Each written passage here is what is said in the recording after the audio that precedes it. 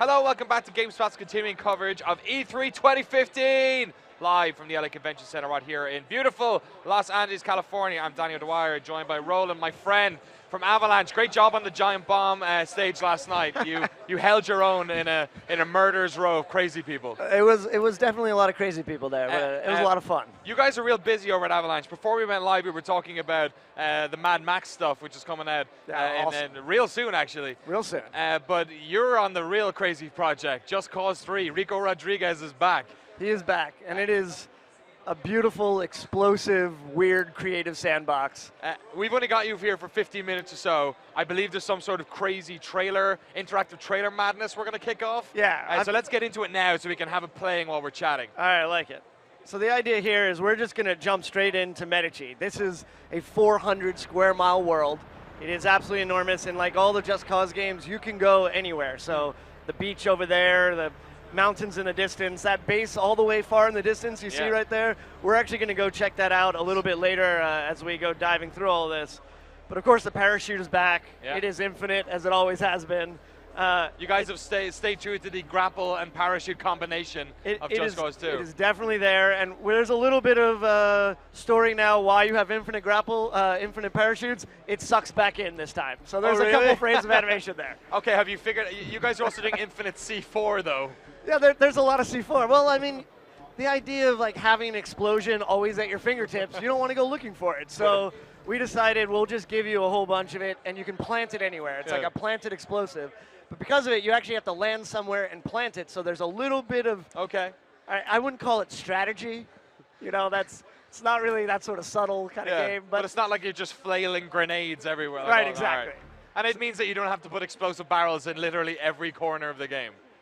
There might be explosive barrels in literally every corner of the game. That's possible. Let's talk about the setting, because obviously the Caribbean is the setting of what we think about with Just Cause. This is in the Mediterranean, though, right? We are in the Mediterranean now, so it's a Mediterranean-inspired world. Like Panau, which was kind of a fictionalized island, we did the same thing with Medici. So it's not quite Ibiza. It's not quite Ibiza, but there was a lot of inspiration, south of France, Greece, Italy. I mean, it's been a ton of fun building the world. So here we go. We're going to look at a little bit of destruction here. All right. You can make a choice. So we're looking at the statue, which was one of the iconic pieces of propaganda. Yes. But we've done a relationship now with Havoc, which means that we've done all sorts of Havoc destruction. So the statue will destroy different ways every time. And you can choose any way you feel like destroying the statue. Okay. Stop hitting yourself. All right. I like that one. It's been a favorite for the team. And to be honest, I think a lot of people online have been liking this one. So, yeah, let's do it. So let's pick number 2 here. The Farmer's Revenge looked good. As an Irishman, I can appreciate that. It's good. It's a tractor with nitrous on it. Oh, really? So Rico grapples up here. We wanted to make it really seamless moving around the world, and we'll look a little bit more at that in a second. And here you'll see the multiple tethers. So instead of having one tether, you can now do multiple tethers in the world. We're planning somewhere between 5 and 6. Right now we have 6, but everything's about tuning in the end. And it's ridiculous. Huge chains of destruction because of it. And now you can actually control the tether. And of course it destroys in awesome ways. And the one thing that we won't destroy, though, we won't destroy the head. So you can grapple it around and use it as a wrecking ball. Great.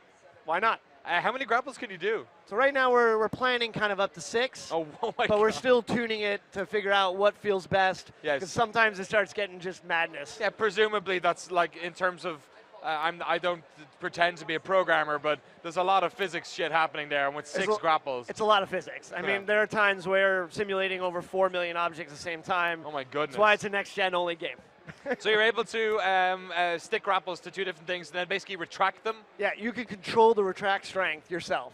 And that's on the left trigger all the time, and it just means that you fully control everything. And of course, we like explosions. Man, so that's the new gas station explosion. Part of it was like, well, we need to go bigger, right? And then we just kept going bigger. We would break the build. Well, you know, the populace doesn't love massive explosions as much as Rico does. I think that's my favorite thing in Just Cause 1 and 2 is shooting someone's car and then like grappling onto it and just being like, it's like a bucking bronco style situation.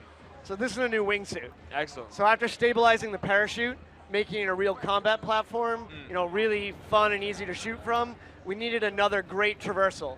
So wingsuit feels amazing. It's really good. Combine that with the grapple, that you get to do the sorts of soaring What? through the world that is absolutely insane, like and some it feels Spider-Man. amazing. Yeah. And what I really actually I've noticed here is I love how big Rico is, and also the depth of field you're working with him like sitting so far so in the foreground. Yeah, we played a lot with where our cameras are, how it moves. We wanted to give this like that giant open field, the enormous vistas that you're used to. Yeah. But with all that fidelity of next gen, like we have destruction even on our vegetation. We'll see a little bit later. You know, this kind of idea of being in this just epically beautiful place and then blowing the hell out of it. One of the most interesting things that came out of Just Cause 2, especially on the PC, was that the modding community really grabbed it, and that sort of, what was it, 100-person multiplayer? Actually, you know what? Let's do our next choice first. So here we're at like a port base, so this is kind of water based. We've done a whole new physicalized water system inside, so all these boats will come in. But right now we have these giant spherical fuel tanks that we can blow up in pretty much any way you want. It says a lot that I like the look of the bowling ball because of the physics, but I kind of want to see a jet. Let's do the jet. The jet's hilarious. Okay, all right. Was the bowling ball just like roll through? The bowling ball we use our dual tethering because every single chaos object now actually is physicalized itself. Yeah. There's no health meter on it. So you can rip it and the constraints rip off awesome. and you can actually use it like a bowling ball and smash other things with it. Or you can use a jet. Or you can get on a jet and stunt straight out of it into parachute and use it like a giant bullet and just blow the hell out of the world. That spherical fuel tank explosion, I sat there with the guys being like, can you do something bigger? How about bigger than that? Bigger than that. Come on, bigger. They must have gotten sick of me. I think the VFX guys are like, stop. All right, here it is. Yeah. It's as big as humanly possible. I like it. We talked a little bit, I started talking about the mods. Two questions about that, actually. One, multiplayer. What are you guys doing with that? Is it going to be the same scale as what they did in the modding community? No, we really wanted to concentrate on the single-player experience, and the thing that really hit on Just Cause 2, and I know the multiplayer thing, people really love the idea of being out there, but we wanted to get the experience of sharing your videos. People do crazy things themselves, so they want to set up 9 different things all together and be able to do awesome stuff, and then share that stuff online. And we did a thing on JC2 with the PS3. Oh yeah, the vehicles are all new. Destruction to the fields. Take out sunflowers, I like it. Yeah, it's ridiculous.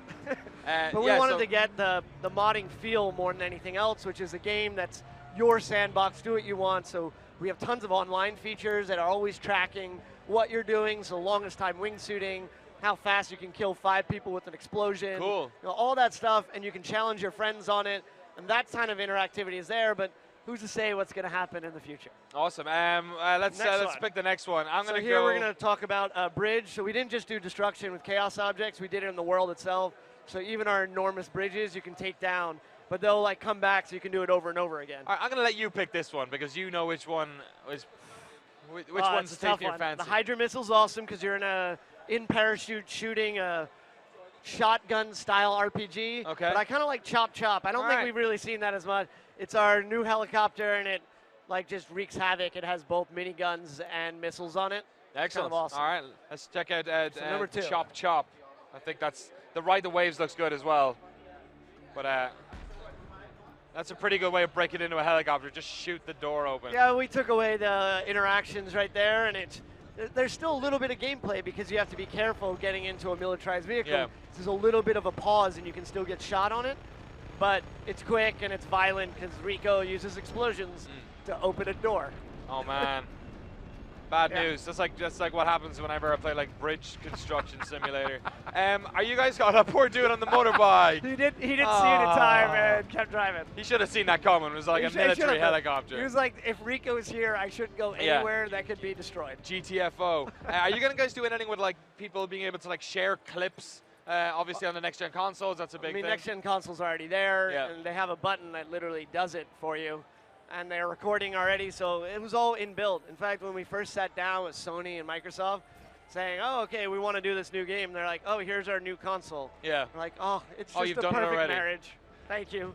So I think it's going to be awesome. I mean, already some of the like YouTubers out there and the Twitch streams that we've done, the fans have been amazing about it, and we're getting in the hands of YouTubers now to start playing with the build and messing around. And then by the time here's it the new comes out, stunting, so you're no longer fixed anywhere. So you can just walk around wherever you want, backflip off of that, use it as an explosion.